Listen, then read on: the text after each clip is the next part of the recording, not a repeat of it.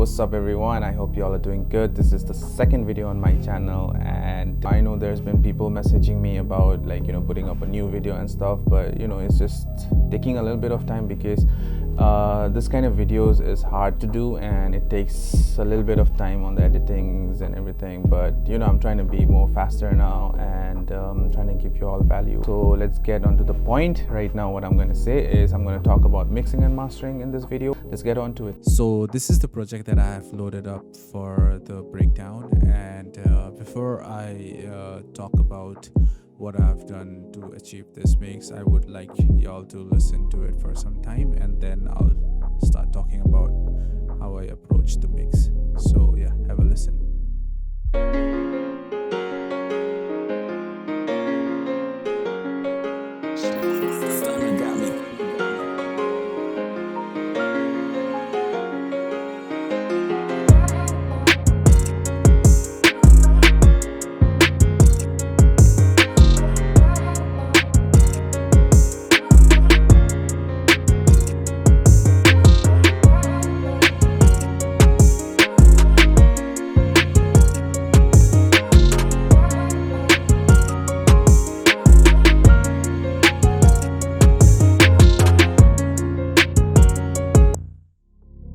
So yeah, this is how the beat sounds. So as you can see, I have highlighted the most busiest section of the beat, and from there I come to the mixer section. And the first thing, as you can see over here, is don't get confused with all these plugins, guys, because most of them I'm not even using it. I'll just talk about it in the later parts, but for now let's get to the main point. And here I have just loaded up a Pro L. This all just at default setting. There is nothing happening over here, so guys, don't get confused again. So I just use this for you'll get to know what I'm like, why I'm using this over here. So I have loaded this up in the master channel, guys, don't get confused again. It's on the master channel, and I have detached it because every time I click on something else, then this disappears. So that's one tip for you newbies out there. Like if you just click on the detached, it'll just pop up in the screen, and it'll stay there until you use this until you use this X button to remove it. So yeah, that's one thing though. So I have loaded this up. Once I loaded this up, the first thing I do is gain stage. So it's an important part of mixing, guys, so don't take it for granted or don't take it lightly, because 50 or 60% of the mix is starts from the gain staging. And once you have achieved a great balance with gain staging, all the beat is already starts to sound good. So I start off with the kick and the 808 first step, and over here you can see that I keep the kick around minus 15 dB or minus 9 dB max. I don't go above that now. I just keep it around minus 15 to minus 9 dB, and that's the loudest peak for my kicks.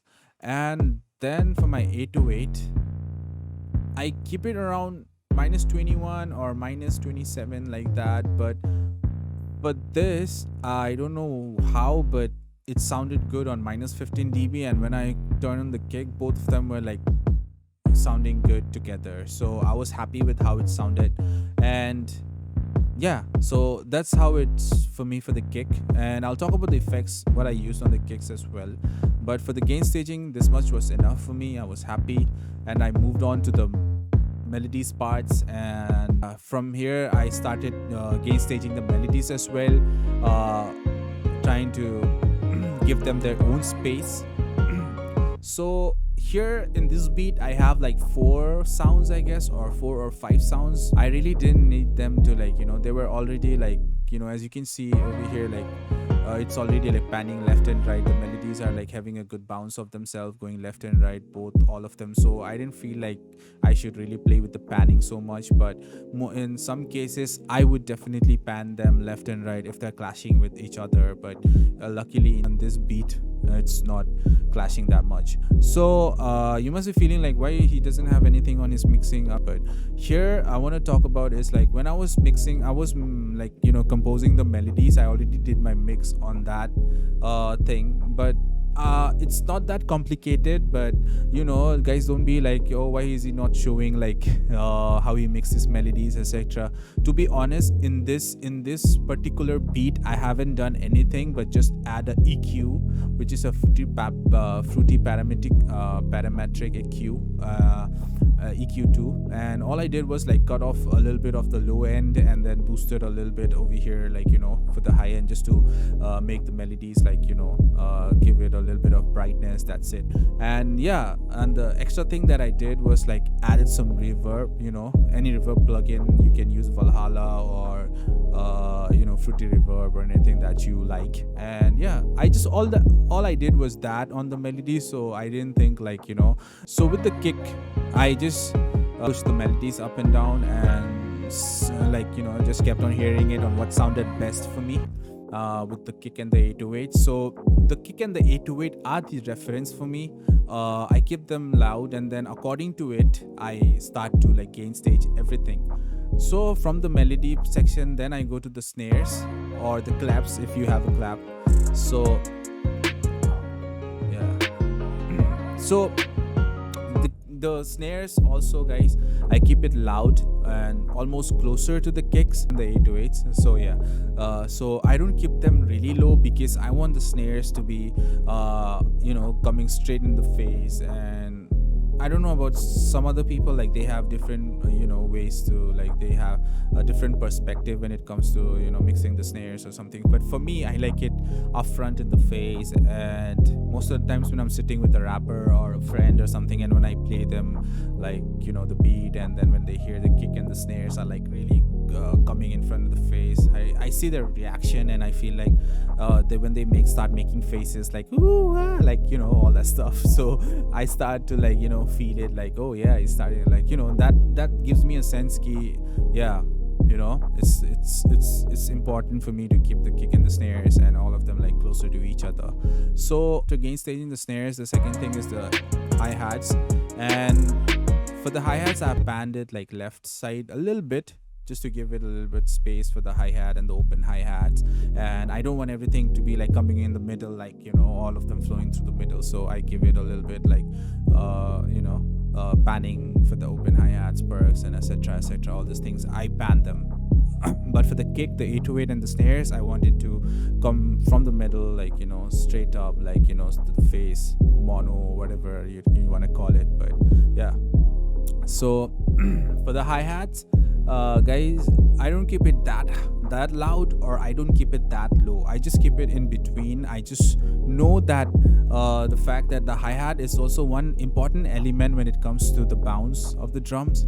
So I make sure that it's really audible to the listeners, and it provides that sense of bounce, you know, the feeling of bounce to the listeners. So keeping it on a good level helps, you know, to maintain that bounce as well. You have to think as a listener while you're mixing it.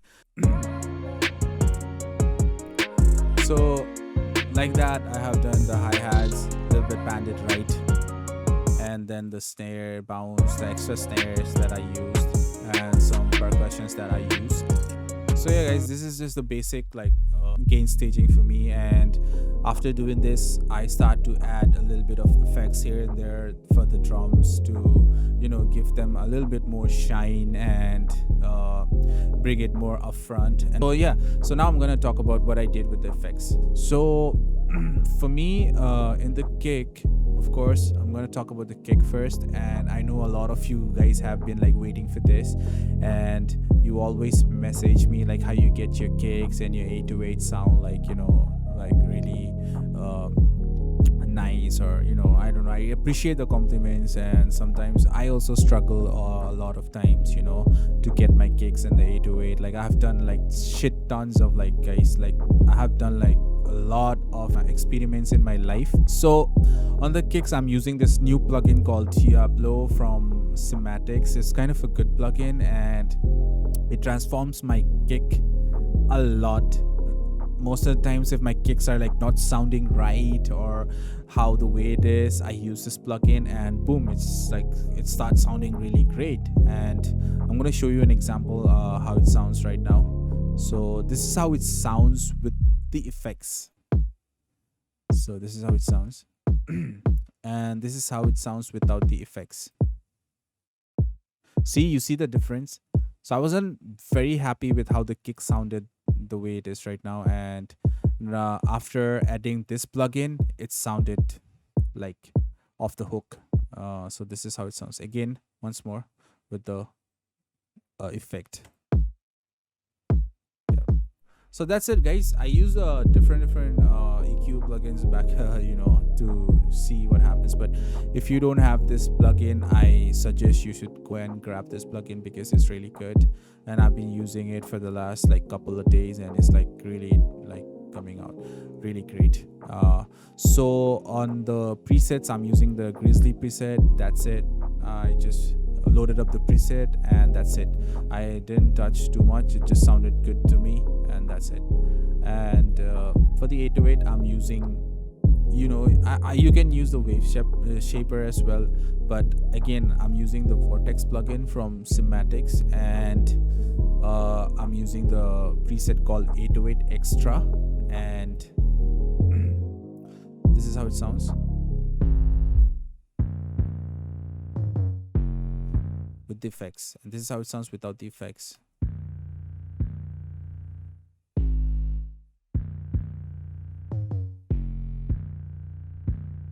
So there's a big difference, guys. And yeah, you might be thinking like, what is this track spacer? So sometimes in some cases, like I use it like just like if the kicks and the 808, just to make sure that they're not clashing with each other.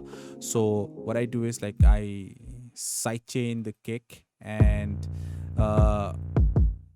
what I do is like I load up this track spacer, really great plugin, and I just go to the processing tab, and then I sidechain it to the kick. That's it.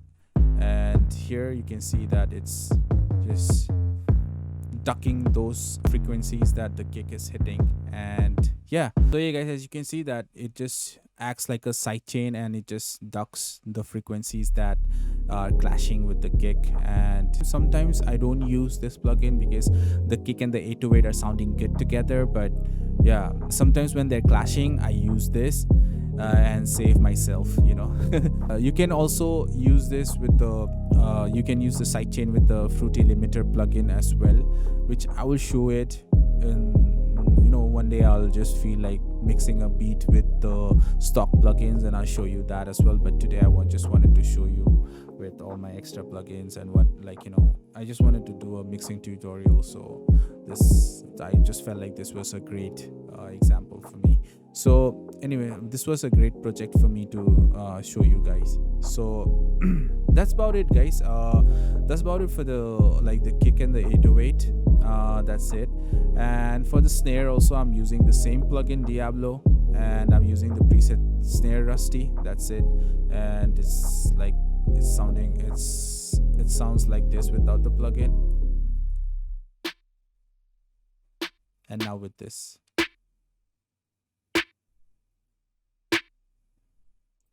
See, like this plugin is like really sick, guys. It's like I like it, and I think you guys should grab it. It's just like $20 per month, and it's sick, guys. I think you should invest on the plugins as well, and it will help you.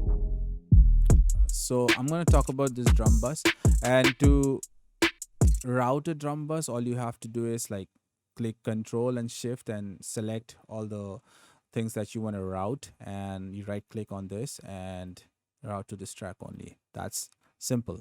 So yeah guys, I have a clipper on this, but as you can see, like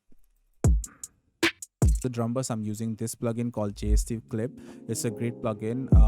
I bought it from Plugin Boutique, I guess, somewhere around $20 again. It's a great plugin, guys, and it's just like one knob and a mix knob, that's it, and this 2x knob, and when you do it to 2x, it's like double. So I use this like just to bring in more, like it acts like a saturation and a distortion plugin, I guess. It's a saturation plugin if I'm not wrong, but yeah. So when I do this and when I add this, it just like adds more it makes my drums more tight. That's what I'm trying to say. It makes my drums more tight, and it sounds good. So I'm going to show you how it sounds with this and without it. Without it.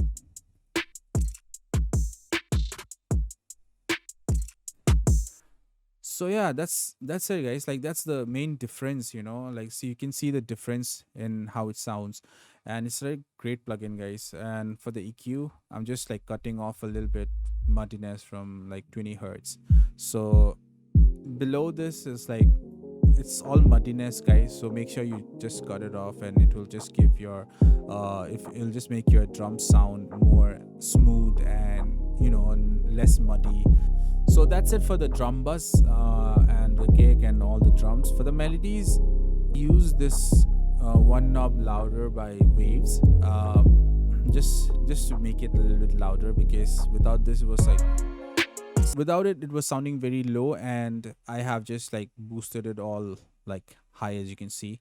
And now I'm just like using this louder knob, and without it was sounding very low, and so I just use this like louder plugin just a little bit to boost, make it more loud. That's it, guys. Nothing really drastic, don't be so confused or whatever, like, you know. And for the EQ, like, I just cut off a little bit on the, like, so give more space to the low end, so I just had to cut like a little bit from 100 hertz. That's it. So this is all the mixing part, guys, for the beat. I mean, don't complicate yourself adding too many different things on the beat. Just keep it simple. Like, a beat mix is not going to be a song mix or something that you have to go all crazy in it. So at the end of the day, I just want to tell you that if your beat is like really good, the artist will fuck with it. And moreover, you'll have to send the stems to the engineer. Like, if you have a placement or something, the engineer will ask for the stems, and then you send it and they'll mix it anyway. So don't stress so much on the beat mix. Just make sure that you use, like, you know, you just follow those necessary steps that I just showed you. And overall, the masters, I'm going to show you what I'm doing over here. So I use this Pro Tools L2 as I use this Pro L2 just to act like a soft flipper, like nothing. That's it. Like, just like there, I just have it over here, and then on I'm using an E major, just making a little bit wider, and that's it, guys. Like, this is a metering plugin from Waves, and I use this to check like if I'm not like overly boosting it, because when you like post the very loud beat on YouTube, you're gonna get normalized anyways. So I use the L2 for a little bit boost. So you can see I've kept it around. So on the L2, all I do is just like, you know, start with pushing the gain to where I feel like it's good enough for me to upload it on YouTube, and that's it. So I kept the oversampling at 4x, that's it, and true peak limiting turned on, and the output level to minus, you know, 1 dB or 7 minus 0.7 dB. That's it, guys. That's it. All I do is like push this up as to where I feel like it sounds good, and I keep monitoring myself in this meter, and when I feel like it's around 12 minus 13, that's good enough for me. And yeah, I render out the beat, and boom, I start to upload it. So fellas, that's about it for the video. I hope y'all learned something from this, and this is just a basic mixing video. I'll be doing more complex mixing tutorials in the future, especially for vocals. And if you liked my content, make sure you drop a comment, hit the like button. Of course, it'll help my channel grow, and don't forget to subscribe, guys, because that will motivate me to put out more content. And there's nothing but just I want to share everything that I have with me. So yeah, guys, it's gonna be fun, and thank you so much for watching, and we'll see you in the next video.